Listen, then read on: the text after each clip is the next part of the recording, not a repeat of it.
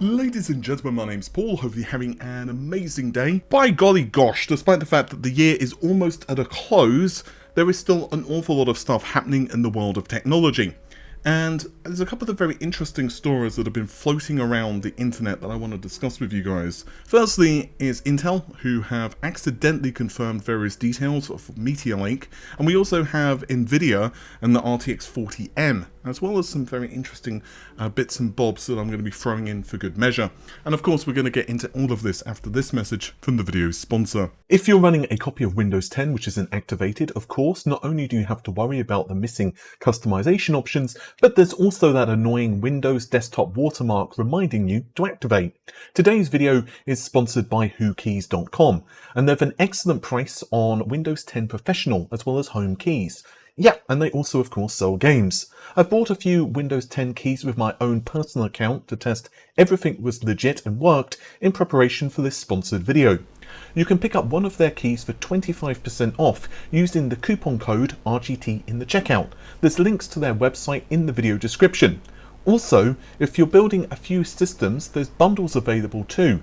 Again, you can check out WhoKeys.com and use the coupon code RGT for 25% off the listed Windows 10 key prices. If you've been following the channel, you'll almost certainly know that Intel's current generation processors are the 13th generation, known as Raptor Lake, but as always, we know that there's going to be a successive generation, and in this case it's Intel's Meteor Lake.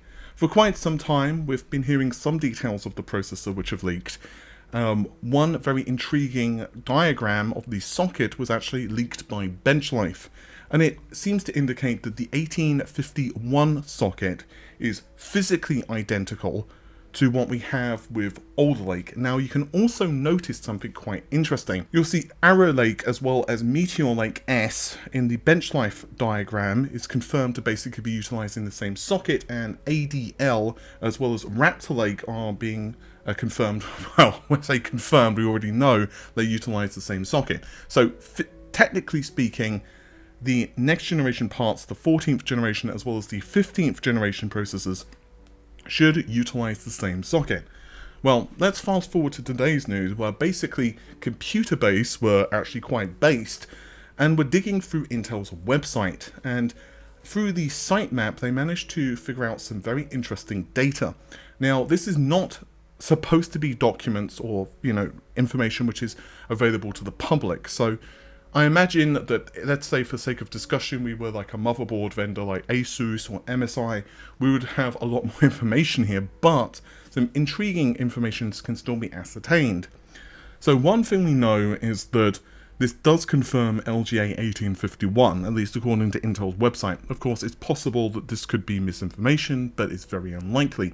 It also confirms LP DDR5X memory running at 7500 MTS. There's not a huge amount of other info that they've kind of accidentally leaked here, but for those wondering about core counts and so on, from what I understand with Intel's Meteor Lake, it actually regresses the core count when it comes to the the performance cores.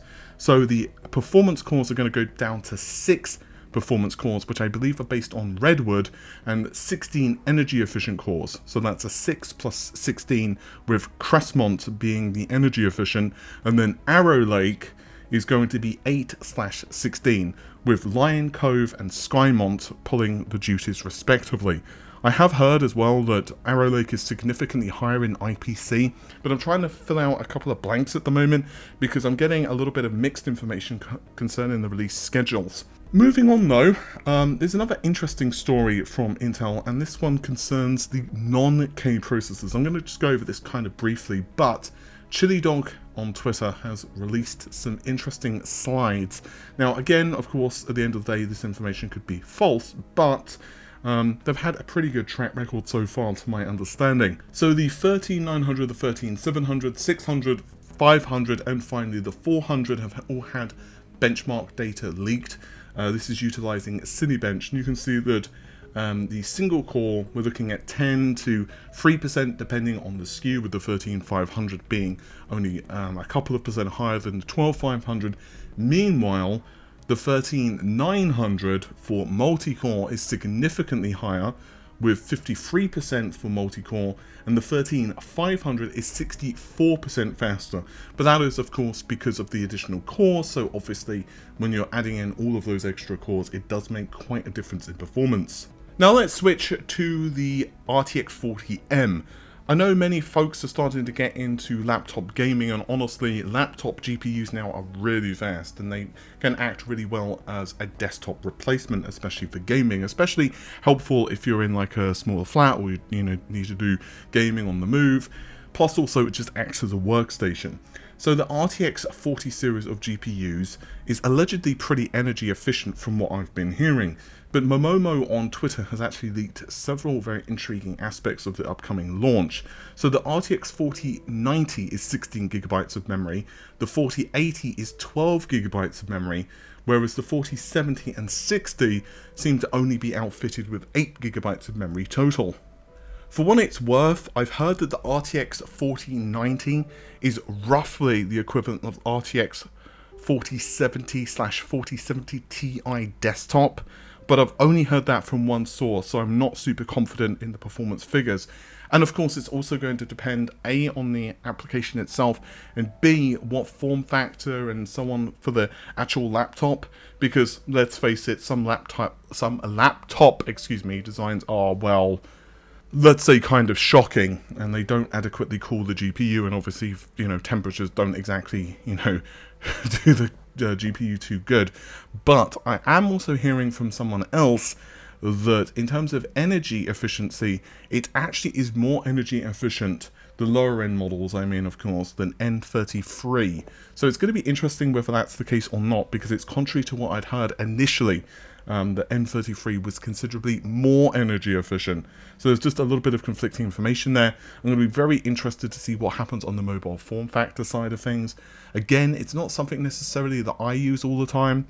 I kind of prefer desktops. I don't know, it just has always been something I prefer. I like the upgradability of it. I do have a laptop, of course, but generally, if I'm doing high-end work, I do prefer a desktop. But at the end of the day, laptops are just selling really well at the moment, and obviously whoever has the better products, there is just a huge market there. There's also one other story that I did want to tackle, and it's not hardware related, well, kind of.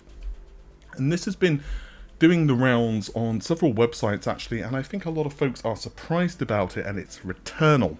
So as many of you know, Returnal was a hit game for the PlayStation 5, and a lot of titles which were exclusive to the PS5, as many of you know, are making the jump to the PC. So one of the splashes for Returnal isn't just the fact that the game is coming to PC because it had been rumoured for so long, but the requirements. So the minimum requirements are 16GB of memory, which is kind of high, but the recommended amount of RAM is 32GB.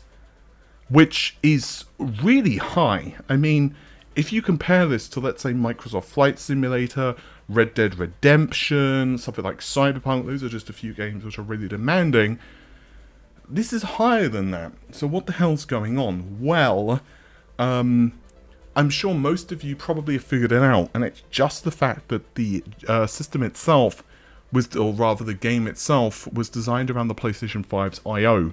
So I think rather than utilizing something like direct storage, basically what they've done here is they've been instead just been like, well, direct storage isn't ready for release, so what we're going to do is just make the game utilize tons of RAM. And it's going to be very interesting to see what happens actually, and this brings me to the wider topic.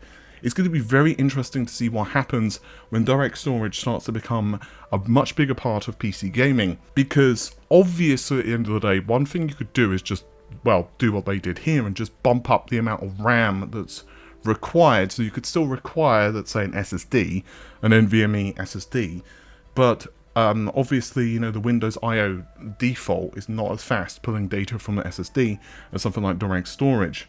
So you could just be like, you know what, we're going to just use tons of RAM, have a GPU which is also requiring quite a lot of VRAM, or, again, they could go the direct storage route. It's going to be very curious, actually, to see what happens with more games being ported from the PS5 to the PC, and to see how this is going to work, because Forspoken, I think, it's the first direct storage game. I could be wrong on that, but I think it's the first direct storage game.